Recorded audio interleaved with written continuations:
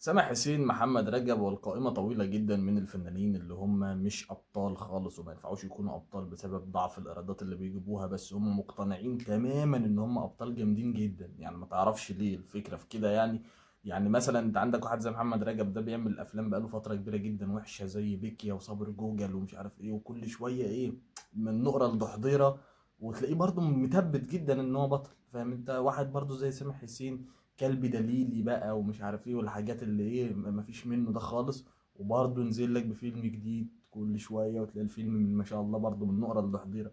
طب لحد امتى؟ ما تعرفش. مع ان هات الفنانين دول وحطهم صاحب البطل اخو البطل يطلع سنيد يطلع زي العسل. طب ما تستمر، ما ربنا يوفقك يا عم، ربنا يكرمك. لا انا بطل، هو كده ماليش دعوه انا ما.